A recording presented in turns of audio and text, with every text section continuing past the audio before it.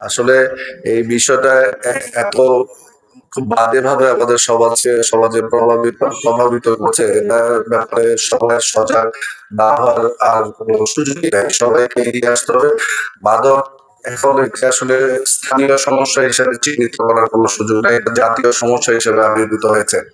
আমাদের পূর্ববর্তী একজন বক্তা বললেন যে অনেক যুবক, সব যুবকই নাকি মাদকাসক্ত। আমি এই ব্যাপারটি নিয়ে যথেষ্ট আপত্তি করছি, কারণ আমার এই জায়গায় আমরা যারা উপস্থিত আছি আমার মনে হয় 2 জনও পাওয়া যাবে না। এদের সংখ্যা খুব অল্প, এবং এদের যে ব্যবসায়ী যে সিন্ডিকেট গুলি রয়েছে এগুলিও সংখ্যায় খুব অল্প। সমাজে ভালো মানুষের সংখ্যা এখনো অনেক বেশি, কিন্তু আমরা একত্রিত না, ঐক্যবদ্ধ না, বিধায় এই সমস্যাগুলি আমাদের কাছে অনেক বড় বলে প্রতীয়মান হয়। তা আমি আশা করব যারা আজকে উদ্যোগটা গ্রহণ করেছেন, এটা শুধু সবার সেমিনারের মাধ্যমে সীমাবদ্ধ না রেখে যেটার কার্যকর পদক্ষেপ সেটা আসলে নেওয়া উচিত। এলাকাবাসী যদি জাগ্রত হয়, এলাকাবাসী যদি সচেতন হয়, তাহলে কোনো অবস্থাতে কোনো মাদক ব্যবসায়ী কোনো এলাকায় ব্যবসা পরিচালনা করতে পারে না। আমরা সবসময় এটা পুলিশ প্রশাসনের উপরে দায়টা চাপিয়ে দিতে চাই যে ওনারা কি করে। আসলে পুলিশ প্রশাসনের খুব বেশি কিছু করার সুযোগও নাই। ওনারা অনেক সময় অনেক আসামি ধরে আইনের ফাঁক ফোকরে দেখা যায় যে 10-15 দিন 1 মাস পরে জেল থেকে বেরোয় আসে। আসলে সামাজিক প্রতিরোধের বিকল্প কিছু নাই, এবং এটা আমরা আমাদের আমাদের যে দল এখন রাষ্ট্র ক্ষমতায় প্রতিষ্ঠিত হয়েছে, দায়িত্ব রয়েছে আমাদের দায়িত্ব, আমাদের দায়িত্বে যে প্রধানমন্ত্রী রয়েছেন উনিও এই ব্যাপারটি অনেক কনসার্ন, বিশেষ করে নারায়ণগঞ্জের ব্যাপারে উনি যথেষ্ট অবগত, এবং উনি এটার উপরে জোর দিয়েছেন। আমার এই গত সপ্তাহে ওনার সাথে আমাদের সাক্ষাৎ হয়েছিল এবং আমি এই বিষয়টা তুলেছিলাম। তো উনি যেটা বলেছেন যে আইন শৃঙ্খলা বাহিনীর পাশাপাশি সামাজিক যে দায়বদ্ধতা আছে তোমাদের, সেটাও কিন্তু এগিয়ে আসতে হবে। শুধু রাজনীতি মানে সমাজের আমরা অনেক সমস্ত মানুষদের দলমত নির্বিশেষে সবাইকে সম্পৃক্ত করে এই সমস্যাগুলি যদি উত্তরণের পথ খোঁজা হয়, তাহলে এটি খুব দ্রুত গতিতে এই অবস্থার পরিবর্তন ঘটানো সম্ভব। তা আমি এই এলাকায় আমরা যতটুকু জেনেছি, এখানে খুব বেশি এফেক্টেড, খুব স্পট বলতে যেগুলি বোঝায়, এই অঞ্চলে হয়তোবা এরকম কিছু নাই, কিন্তু বিচ্ছিন্ন কিছু বিষয় আছে। বিচ্ছিন্ন অন্যান্য এলাকা থেকে এসে এখানে, কারণ এখন মোবাইল যুগ, ডিজিটাল যুগ, ফোন দিয়ে বলে দেয় অমুক জায়গায় আসো। তো যেই জায়গাটা সবসময় মাদক বিক্রেতারা নিরাপদ মনে করে, যেই জায়গায় লোক সংখ্যার যাতায়াত কম বা এখানে যারা বসবাস করেন তাদের সেই সচেতনতার অভাব রয়েছে, এই ধরনের সুযোগগুলি দেখে কিন্তু তারা ওই জায়গাগুলি বেছে নেয়।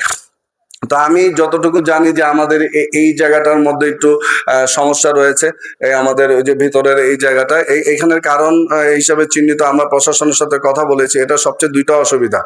অসুবিধাটা হলো এখানে যাতায়াতের একটা ব্যবস্থা, প্রশাসন যেখানে মুভ করবে সেখানে যাওয়ার সুযোগ নাই। এই যে ভিতরে আপনারা দেখা গেছে রাস্তা করেছেন, এটা সবার চলাচলের জন্য, কিন্তু মাঝখানে আপনারা একটা ওই যে ব্যারিয়ার দিয়ে দিয়েছেন।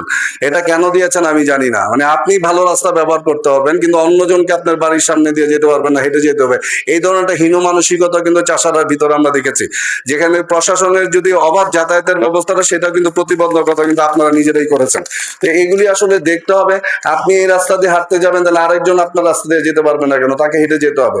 তো এই ব্যারিয়ারটার কারণে হয়তোবা অনেক সময় আমাদের পুলিশ প্রশাসনের সাথে যেটা কথা বলেছে, আমরা অনেকবার কথা বলেছি এই জায়গায় ভাই যাইতে যাইতে হাইটে যেতে যেতে দেখা গেছে যে এলাকা ছাড়া হয়ে যায়। তো এই বিষয়গুলি সবাই নিয়ে যদি চিহ্নিত করা যায়, তাহলে আমার মনে হয় এগুলি কোনো বিষয় না। একদিনের পক্ষে এখানে এমন কেউ নাই, এমন কেউ শক্তিশালী নেটওয়ার্ক নাই যারা এখানে উপস্থিত আছেন তারা যদি একদিনে চায় এখানে অন্য কেউ আর এখানে কোনো কিছু করার সুযোগ নাই, এটা বাস্তবতা। কিন্তু কথাটা হলো যে আমি সত্যিকার অর্থে চাই কিনা, আমি এটার ব্যাপারে আন্তরিক কিনা। আমাদের আন্তরিকতার কিন্তু ঘাটতি অনেক রয়েছে। সবার সেমিনারে আমরা সবসময় বলি, কিন্তু যাওয়ার পর ভুলে যাই। আমার সামনে দিয়ে যদি একটা মাদক বিক্রেতা বিক্রি করে, আমি কিন্তু এখন পর্যন্ত দেখি নাই কেউ এটা প্রতিবাদ করে, যাওয়া নিজে যে বাধা দেয়, কেন এটা করতেছো, এটা করে না। মনে করে আরো 10 জনকে নিয়ে আসি, আগ্রহ সবাইকে জানাই, এই না জানিয়ে নিজে উদ্যোগটা নেন। যদি আপনি একটা উদ্যোগ নেন, যখন দেখবেন যে একজন মাদক ব্যবসায়ীকে বা মাদক সেবীকে আপনি থামানোর চেষ্টা করছেন, আপনাকে দেখে আরেকজন উৎসাহিত হবে, পাশে এসে দাঁড়াবে। যদি পাশে এসে না দাঁড়ায়, তাহলে বুঝতে হবে যে তার আন্তরিকতার অভাব রয়েছে। তা আমাদের কথা হলো উদ্যোগটা অনেক প্রশংসনীয়। আমরা সবসময় ইন্ডিভিজুয়ালি এগুলি দেখেছি। এটা 3টা পঞ্চায়েত নিয়ে যেহেতু বসা হয়েছে, আমরা আশা করি যে আজকের পরের থেকে এই অঞ্চলে এই ধরনের ধরনের কোনো সমস্যা আমরা ভবিষ্যতে শুনবো না। কিন্তু আমি যেই জিনিসটা আমাদের মুরব্বীরা আছেন তাদেরকেও বলতে চাই যে দেখুন, মাদকটা আমার পারিবারিক যেই বিষয়টা আছে, পারিবারিক যে বন্ধন, যে আমাদের পারিবারিক বন্ধন যে ছিল, আমাদের যে সম্মান করার মানসিকতা আমাদের ছিল। আমরা যখন ছোট ছিলাম, আমরা মুরব্বী দেখলে রাস্তার এই পাশ থেকে ওই পাশে চলে যেতাম, স্যার দেখলে ওই এলাকাতেই থাকতাম না। কিন্তু আমাদের এই গত 17 বছর 20 বছর আধুনিকতার সাথে সাথে আমাদের মানসিকতা এমন ভাবে পরিবর্তন হয়েছে, ইয়াং যারা আছেন তারা আসলে কে মুরব্বী, কে বাবা, কে মা, কে শিক্ষক, এই যে নৈতিক যে শিক্ষা, নৈতিক যে স্খলন ঘটেছে আমাদের পরিবারের সমাজে, এটাও কিন্তু মাদক আসক্তির একটা মূল কারণ। এই ধরনের এই পারিবারিক শিক্ষাগুলির ক্ষেত্রে আমরা অনেক আধুনিক হয়ে গেছি। আমরা আমাদের সন্তান কিভাবে চলে, তার আচার আচরণ কেমন, এগুলির ব্যাপারে যে খেয়াল করার সময় দেওয়া, এই বিষয়টার ক্ষেত্রে মনে হয় যে আমরা অনেক উদাসীন। ঘরের মধ্যে যদি আমরা এই জিনিসটা আবার ফিরিয়ে আনতে পারি, আমি বিশ্বাস করি অচিরে এই সমস্যা থেকে সমাধান হবে। এখানে প্রশাসনের লোকজন আছেন, তাদেরকে আসলে বেশি বলে কিছু লাভ নাই। আমরা যথেষ্ট জানি যে তারা যথেষ্ট আন্তরিকতার সাথে এটা চেষ্টা করে। সবাই চায় যে মাদক মুক্ত সমাজ, কিন্তু আসলে মাদকের ব্যবসাটা এরকম প্রফিটেবল বিজনেস হিসেবে অনেকের কাছে আবির্ভূত হয়েছে। এবং এটা কিন্তু একটা বিষয় যে আপনি এখন ধরতেই পারবেন না যে কে আসলে অরিজিনাল মাদক ব্যবসায়ী। এমন অনেক শিক্ষিত মানুষ, স্মার্ট মানুষ দেখলেই বোঝা যাবে না যে এই মাদক কারবারির সাথে সম্পৃক্ত। মাদক আগে বুঝতাম যেটা নিম্ন শ্রেণীর যারা আছে তারা ব্যবসার সাথে সম্পৃক্ত। এখন দেখা যাচ্ছে যে অনেক নেটওয়ার্কের কারণে অনেক ভালো ভালো মানুষ এই ব্যবসা, এমন অনেকও আছে, এটা অপ্রিয় হলো সত্য, অনেকে মাদকের বিরুদ্ধে এসে প্রতিবাদ করেন, কথা বলেন, কিন্তু পরে পর্যালোচনা করে দেখা যাচ্ছে সে নিজেই সরাসরি সম্পৃক্ত।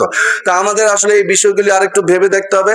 আমরা আশা করি যে আপনারা যারা উদ্যোগ নিয়েছেন, আমাদের প্রতিষ্ঠান থেকে বা সরকারের পক্ষ থেকে আমরা এতটুকু আপনাদেরকে আশ্বস্ত করতে চাই, আপনারা যখন যে কোনো বিষয় যদি এই ধরনের কোনো উদ্যোগ গ্রহণ করেন, অবশ্যই বাংলাদেশ জাতীয়তাবাদী দল এবং এই সরকারের সমস্ত কিছু আপনাদের পাশে থেকে সেই সমস্যা সমাধানের জন্য সবসময় পাশে থাকবে।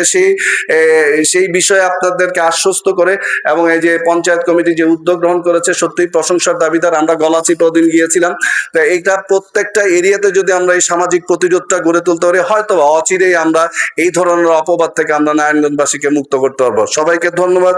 এবং রিপন ভাই, বিশেষ করে রিপন, সুমন অনেক কি বলে অনেক দায়িত্বশীল সাংবাদিক। হ্যাঁ, অনেক দায়িত্বশীল সাংবাদিক। আমরা চাই এই দায়িত্বশীলতাটা একটু অনুসন্ধিৎসু সাংবাদিকতাটা আমরা দেখতে চাই। এই এলাকায় যদি কেউ মাদক ব্যবসার সাথে সম্পৃক্ত হয়ে থাকে, তাদেরকে চিহ্নিত করে তাদের রিপোর্ট করা হোক, এবং তাদেরকে দরকার হলে যারা চিহ্নিত হওয়ার পরে তাদেরকে অন্তত সাইনবোর্ড লাগিয়ে দেওয়া দরকার যে ও মাদক ব্যবসায়ী। তাহলে সামাজিকভাবে সবাই তাকে প্রতিরোধ করা অনেক সহজ হবে।